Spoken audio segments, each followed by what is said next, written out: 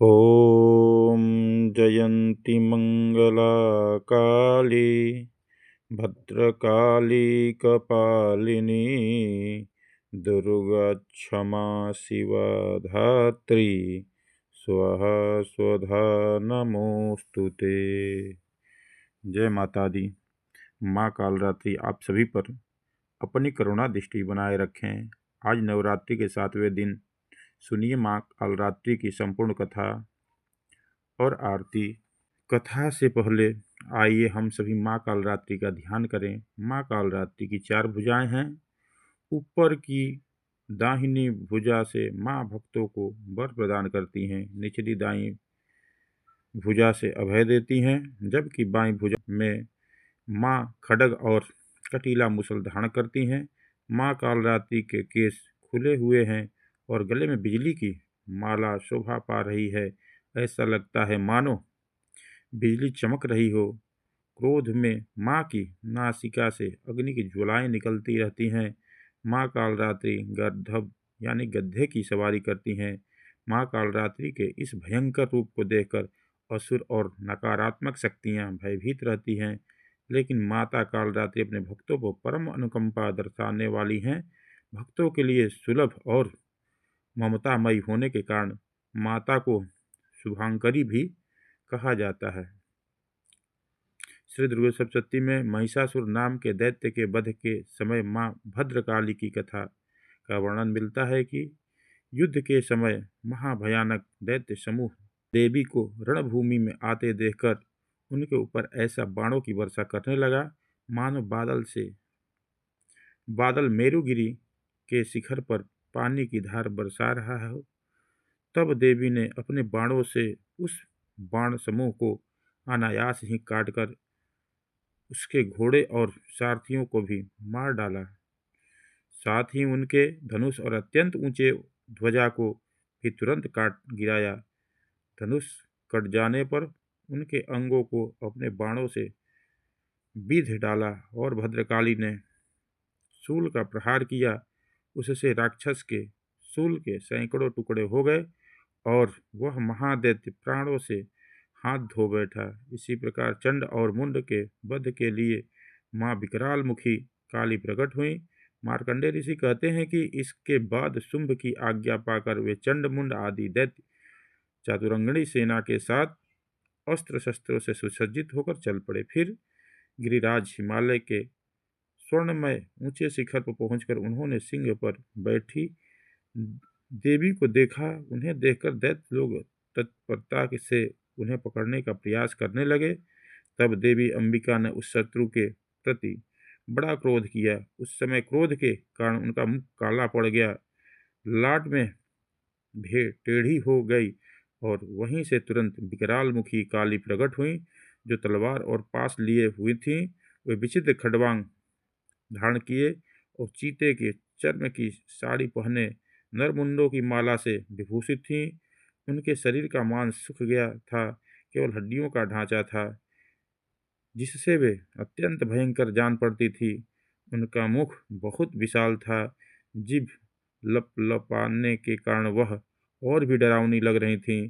उनकी आंखें भीतर को धसी हुई और कुछ लाल थीं। वे अपनी भयंकर गर्जना से संपूर्ण दिशाओं को गुंजा रही थीं। बड़े बड़े दैत्यों का वध करती हुई वे कालिका देवी बड़ी तेजी से दैत्यों की उस सेना पर टूट पड़ी और उन सबको खाने लगी। तीनों लोक में राक्षस शुंभ, निशुंभ और रक्तबीज दैत्य ने हाहाकार मचा रखा था। सभी देवतागण चिंतित थे। सभी देवी देवता मिलकर भगवान शिव के पास गए और रक्षा की प्रार्थना की। तब महादेव ने माँ पार्वती से असुरों का संहार कर अपने भक्तों की रक्षा करने के लिए कहा। इसके बाद माता पार्वती ने दुर्गा जी का रूप धारण किया और शुंभ निशुंभ का वध किया। अब देवी के सामने असली चुनौती राक्षस रक्तबीज ने पेश की।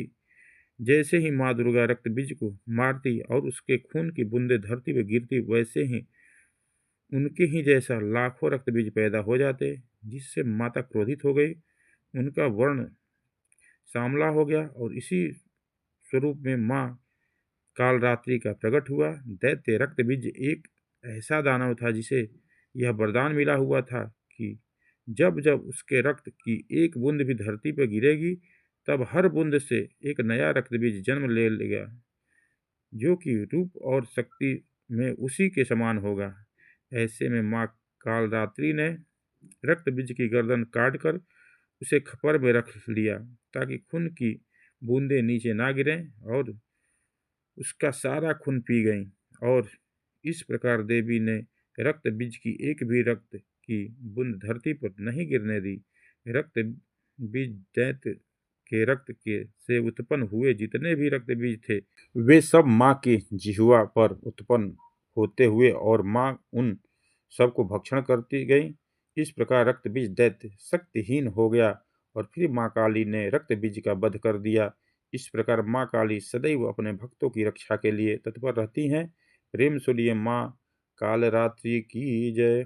प्रिय श्रोताओं, अब आपको सुनाते हैं माँ वैष्णो देवी की कथा।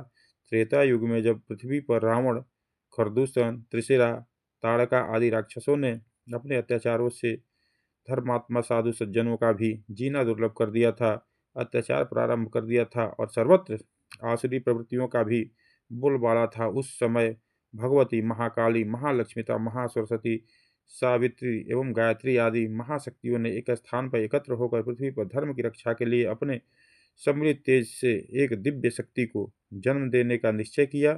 फलस्वरूप उसी समय इन सभी देवियों के शरीर से तेज की एक एक किरण ने निकलकर एक स्थान पर संयुक्त हो एक सुंदर दिव्य बालिका का रूप धारण कर लिया।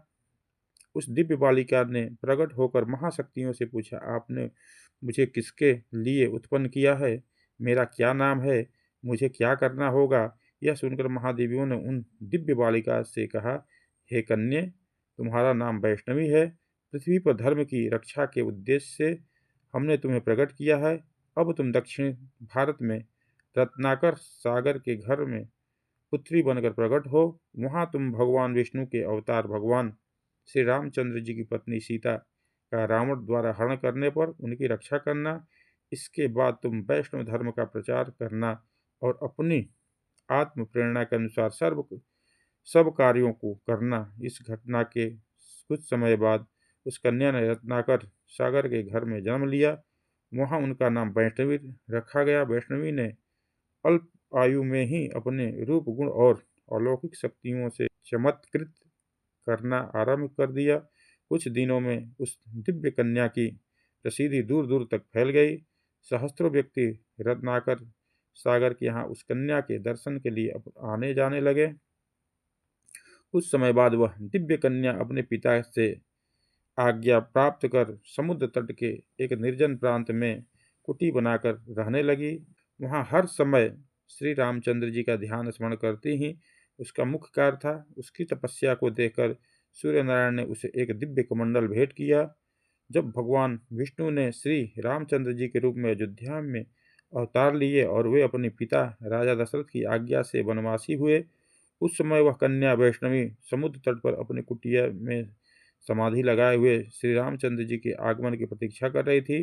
रावण के द्वारा सीता जी का हरण कर लिया जाने पर श्री रामचंद्र जी वानर भालुओं के सेनाओं के साथ लेकर जब लंका जाने के लिए समुद्र तट पर पहुंचे, तो वहां उन्होंने उस समाधिमान कन्या को भी देखा। श्री रामचंद्र जी उसकी कुटिया में गए।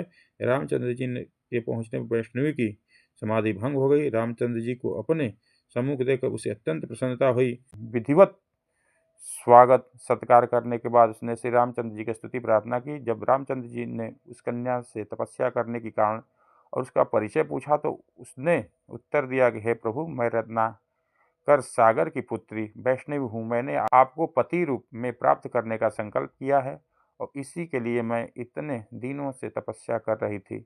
अब कृपा करके आप मुझे अपनी पत्नी के रूप में स्वीकार करें। यह सुनकर रामचंद्र जी ने कहा, हे सुंदरी, अब अपने इस अवतार में मैंने एक पति पत्नी व्रत होने का संकल्प धारण किया है।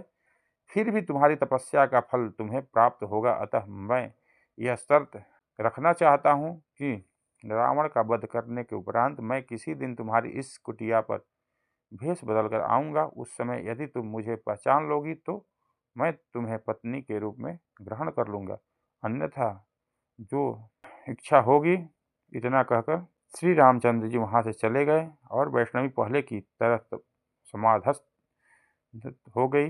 रावण का वध करने के बाद जब श्री रामचंद्र अयोध्या वापस लौट आए तो एक रात स्वप्न में उन्होंने उस समुद्र तट पर वासिनी कन्या को देखा और उस स्वप्न के कारण श्री रामचंद्र जी को अपने दिव्य दिए हुए वचन की याद आई। फलतः एक दिन वे अपने भाई लक्ष्मण जी के साथ एक वृद्ध साधु का वेश बनाकर वैष्णव की कुटिया में पहुंचे। उस रूप में वैष्णव उन्हें पहचान नहीं पाई। तब रामचंद्र जी ने स्वयं ही अपना परिचय देते हुए कहा, हे देवी, देव को यह स्वीकार नहीं है कि वह मेरे संकल्प की पूर्ति ना होने दे। इस अवतार में मैं एक पत्नी व्रत ही रहना चाहता था। इस कारण तुम मुझे इस बदले हुए वेश में नहीं पहचान सकी। इससे तुम्हारा कोई दोष नहीं है, विधाता का विधान ही ऐसा था। जब श्री रामचंद्र जी के मुख से इन शब्दों को सुना तो वैष्णवी अत्यंत दुखी होने लगी और पश्चाताप करने लगी। तब श्री रामचंद्र जी ने आश्वासन देते हुए कहा, हे कल्याणी, तुम मन में दुखी मत हो। कलयुग में जब मेरा कलिक अवतार होगा तब मैं तुम्हें अपनी शक्ति के रूप में ग्रहण करूंगा। उस समय तक के लिए तुम उत्तर भारत में मणिक पर्वत के 3 शिखरों वाले त्रिकुट पर्वत की उस श्रम गुफा में, जिसमें 3 शक्तियों का निवास है और शीतल जल सदैव प्रवाहित होता रहता है, जाकर तपस्या करो। वहाँ मेरे सेवक हनुमान, जामवंत, नल, नील आदि तुम्हारे प्रहरी करेंगे। उस स्थान पर सभी लोग तुम्हारे दर्शनों को पहुंचा करेंगे और संपूर्ण भारत में तुम्हारी ख्याति और महिमा फैलेगी। तुम उस क्षेत्र में रहकर आसुरी वृत्ति वाले दुष्ट राजा भैरव का संहार करके धर्म का प्रचार करना। सूर्यनारायण ने तुम्हें जो दिव्य कमंडल दिया है उससे तुम्हें सब प्रकार के भोजन और कंद मूल फल आदि प्राप्त होगी। यह कहकर श्री रामचंद्र अयोध्या चले गए। तब वैष्णवी भी त्रिकुट पर्वत पर जाकर निवास करने लगी। वैष्णवी देवी ने उस क्षेत्र में देवी संपत्ति तथा वैष्णव धर्म का प्रचार करना आरंभ कर दिया। कलयुग आने पर उस क्षेत्र में भैरवली नामक एक दुष्ट राजा ने सतलुज से लेकर झेलम नदी तक अपना साम्राज्य स्थापित कर लिया। वह आसुरी भाव से संपन्न तथा वैष्णव धर्म का घोर विरोधी था। वैष्णव धर्म के अनुयायियों पर वह तरह तरह के अत्याचार किया करता था। उसके कारण उस क्षेत्र के निवासी भगवत भक्तों में हाहाकार मच गया। वैष्णवी देवी ने जब यह हाल देखा तो उन्होंने भैरव बलि के विरुद्ध समस्त वैष्णवों को एकत्र करके भागवत भक्ति के प्रचार का आंदोलन प्रारंभ कर दिया।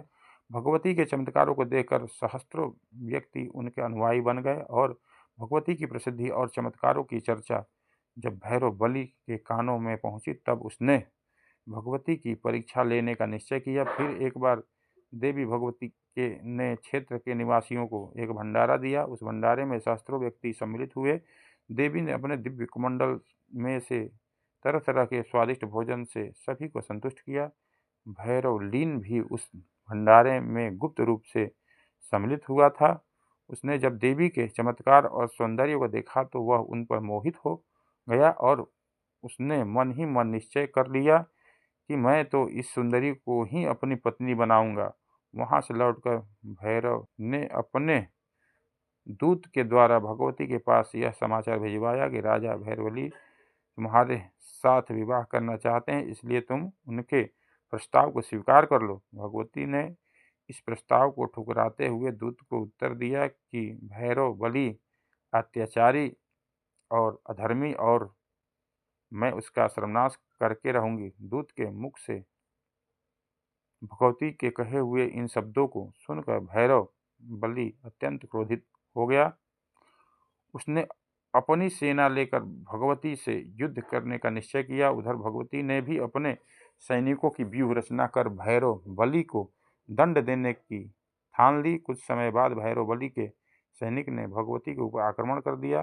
भगवती ने उसकी सेना को मार भगाया और उसके बाद वे स्वयं माई देवा नामक स्थान से हटकर भूमिका अर्थात भूमि नामक स्थान पर चली गई। भैरव बलि ने भूमिका में भी अपनी एक सैनिक टुकड़ी भेजा तो देवी ने उसे भी पराजित कर दिया। उन्हीं दिनों देवी ने रियासी और सलाल नामक स्थानों को भैरव बलि के राज्य से मुक्त करवा लिया। भूमिका के बाद देवी ने चरण पादुका नामक स्थान पर अपना शिविर लगाया। वहां से चलकर आदि कुमारी नामक स्थान पर वे कुछ दिनों तक रहीं। आदि कुमारी में भगवती ने अपने सैनिकों का जल कष्ट दूर करने के लिए एक सूखे तालाब को स्वादु जल से परिपूर्ण कर दिया, जो अभी तक विद्यमान है। भैरव बलि ने अपने सैनिकों के साथ इस स्थान पर तीनों ओर से चढ़ाई कर दी। इस स्थान पर जो भयंकर युद्ध हुआ उसमें भैरव बलि के असंख्य सैनिक और सेनापति हताहत हुए।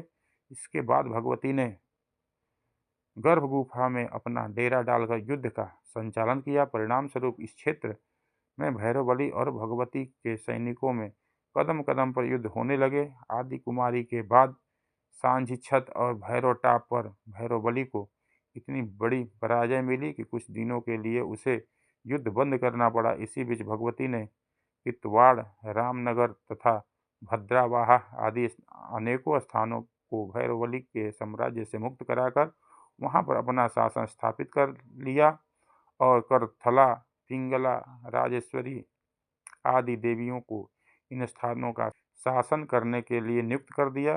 भैरव बलि के साम्राज्य में केवल सतलुज का क्षेत्र बच गया। कुछ दिनों के बाद युद्ध बंद रखकर उसने एक बार फिर से नए सिरे से अपनी सेना संगठित की। इस बीच भगवती उस गुफा में जाकर निवास करने लगी, जिसे आजकल वैष्णो देवी दरबार की पवित्र गुफा कहा जाता है। और उसमें रहकर तपस्या करने के लिए रामचंद्र जी ने भगवती को आदेश दिया था। कुछ समय बाद भैरव बलि ने अपनी सेना इकट्ठी करके उस गुफा पर आक्रमण कर दिया। जिस समय उसने गुफा के भीतर प्रवेश करना चाहा, उसी समय भगवती ने अपने चक्र द्वारा उसका सिर काट डाला और चक्र से कटा हुआ भैरव बलि का मस्तक उस स्थान से लगभग 2 किलोमीटर की दूरी पर जा गिरा और वह वहीं गुफा के दरवाजे पर पड़ा रहा।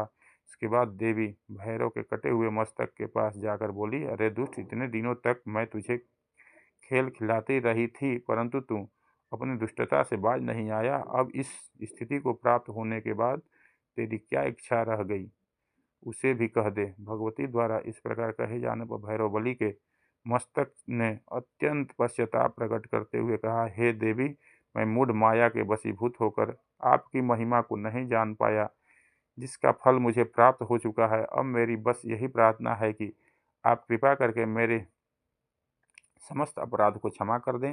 हे माता, पुत्र कुपुत्र हो सकता है, परंतु माता कभी कुमाता नहीं होती।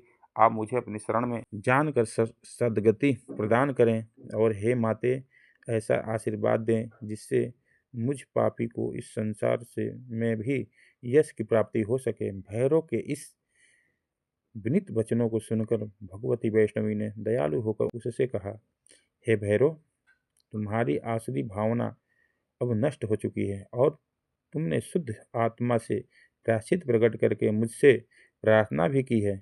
मैं तुम्हें यह वर देती हूँ कि भविष्य में मेरी पूजा के लिए जो लोग इस स्थान पर मेरे दर्शनों के लिए आएंगे, वे तुम्हारी भी पूजा करेंगे और वे मेरे दर्शनों के बाद तुम्हारे भी दर्शन करेंगे। इससे उनकी यात्रा सफल होगी और जो लोग तुम्हारे दर्शन नहीं करेंगे, उनकी यात्रा सफल नहीं होगी। इतना कहकर भगवती पुनः अपनी गुफा में जा विराजी और भगवान श्री राम के ध्यान में समाधिस्थ हो गई। भैरव का कटा हुआ मस्तक भी उसी स्थान पर पत्थर बन गया। भैरव का जो धड़ माता की गुफा के दरवाजे पर गिरा था, वह भी पत्थर का हो गया। जिस स्थान पर भैरव का मस्तक गिरा था, वहां पर इन दिनों भैरव का मंदिर बना हुआ है। भगवती वैष्णवी की गुफा की यात्रा करने वाले भक्त माता के दर्शन करने के बाद लौटते समय भैरव मंदिर के भी दर्शन करते हैं, परंतु माता के दर्शनों से पहले भैरव मंदिर के दर्शन नहीं किए जाते, ऐसी मान्यता है। भगवती वैष्णवी अपनी पवित्र गुफा में समाधस्थ होकर भगवान श्री राम का ध्यान कर रही हैं और कलिक अवतार होने की प्रतीक्षा में हैं। पवित्र गुफा में जो 3 पिंडियां हैं वे भगवती महाकाली, महालक्ष्मी और महासरस्वती के प्रतीक हैं। भगवती वैष्णवी सीता जी के अंश से उत्पन्न हुई हैं, इसलिए वे भगवती महालक्ष्मी जी की ही प्रति रूप हैं। गुफा में स्थित पिंडियों में बीच वाली पिंडी भगवती महालक्ष्मी जी की है। उसी को भगवती वैष्णवी भी कहा जाता है और भक्त जनों को वैष्णो माता के नाम से उस पिंडी के दर्शन कराए जाते हैं। वैष्णो शब्द वैष्णो देवी का ही अपभ्रंश नाम है। क्षेत्रीय भाषा के अनुसार भगवती वैष्णवी देवी ही वैष्णो देवी के नाम से प्रसिद्ध हैं। कलयुग के अंत में भगवान विष्णु जब कलिक अवतार लेंगे, उस समय यही भगवती वैष्णो देवी उनकी मुख्य शक्ति होंगी। उस समय वे दुष्टों का संहार करके संसार में धर्म की स्थापना तथा अधर्म का विनाश करेंगी। जो श्रद्धालु भक्त वैष्णो देवी दर्शन करने जाते हैं, उनकी सभी मनोकामनाएं देवी माँ पूर्ण करती हैं। सभी प्रेम से बोलिए, माँ वैष्णो देवी की जय, दुर्गा मैया की जय, शेरा वाली मैया की जय। आरातिज्ञम ओम जयति जय काल रात्रि मैया, जयति जय काल रात्रि मैया, दुष्टों की संहारति सुखों की मातृ मैया। ओम जय काल रात्रि मैया, रूप भयंकर माँ का दुष्ट सदा कांपे, भक्त सदा हर्षे रिद्धि सिद्धि पाते। ओम जय काल रात्रि मैया, महामाई तुम जग की दया माई हो माँ, भैरवी भद्र काली चामुंडा अम्मा। ओम जयति जय काल रात्रि मैया, सतवां नवरात्रि में साधक धरता ध्यान, सिद्धियां भक्तजन पावे मिटता हर अज्ञान। ओम जय काल रात्रि मैया, खड्ग धारण मैया, वर मुद्रा धारी, शिष्ट करे नित आरती, गुण गावे नर नारी। ओम जय काल रात्रि मैया, सर्व जगत है मैया तुम प्रकाशित कर दो, कृपा है मैया हम सब याचक हैं। ओम जय काल रात्रि मैया, भूत प्रेत डर भागे मैया जब तुम आती, शत्रु भय न सतावे करुणा माँ बरसाती। ओम जय काल रात्रि मैया, गर्द सवारी साजे दुख अंत करे निर्बल, शक्ति पावे भय से माँ मुक्त करो करे। ओम जय काल रात्रि मैया, माँ काल रात्रि की आरती जो कोई नित गावे, भक्ति शक्ति नित पावे डरना निकट आवे। ओम जय काल रात्रि ओम जय काल रात्रि मैया, जयति जय काल रात्रि मैया, दुष्टों की संग हाथ में सुखों की माँ दात्री। ओम जयति जय काल रात्रि मैया, प्रेम से बोलिए शेरा वाली मैया की जय, काल रात्रि मैया की जय। प्रिय भक्तजन, अब हम सभी मिलकर माता रानी से क्षमा याचना करते हैं, ताकि हमसे हमारे द्वारा हुई किसी भी गलती के लिए माता रानी हमें क्षमा कर सकें। हे परमेश्वरी, मेरे द्वारा रात दिन सहस्त्रों अपराध होते रहे हैं, अतः आप मुझे अपनी सेवक समझकर कृपा पूर्वक मेरे उस अपराधों को क्षमा करो। ना तो मैं आवाहन करना ही जानता हूँ, न विसर्जन करना जानता हूँ और न ही पूजा ही करना जानता हूँ। हे परमेश्वरी, मुझे क्षमा करो। हे सुरेश्वरी, मैंने जो मंत्रहीन, क्रियाहीन और भक्तिहीन पूजन किया है, वह सब आपकी दया से पूर्ण हो। सैकड़ों अपराध करके भी भक्त आपकी शरण में आकर केवल जगदम्बा कहकर ही मोक्ष को प्राप्त करते हैं, जिसे ब्रह्मादि देवता भी पाने में असमर्थ होते हैं। हे जगदम्बिके, मैं अपराधी हूँ, किंतु आपकी शरण में आया हूँ, अतः इस समय मैं दया का पात्र हूँ। आप जैसा चाहो वैसा करो। ज्ञानवश या बुद्धि भ्रम होने के कारण भूल से मैंने जो कुछ भी कम या अधिक कर दिया हो, हे देवी, हे परमेश्वरी, सब अपराध क्षमा करो और प्रसन्न हो जाओ। हे जगन माता, हे कामेश्वरी, सच्चिदानंद स्वरूपिणी परमेश्वरी, आप प्रेम पूर्वक मेरी यह पूजा स्वीकार करो और मुझ पर प्रसन्न हो। आप गुप्त से भी गुप्त वस्तु की रक्षा करने वाली हो। आप मेरे किए हुए इस जप को ग्रहण करके मेरी सभी अपराधों को क्षमा करो। हे देवी, हे महेश्वरी, आपकी कृपा से मुझे सिद्धि की प्राप्ति हो। प्रेम से बोलिए कालरात्रि मैया की जय। बाबा विश्वनाथ की जय। नमः पार्वती पतये। हर हर महादेव।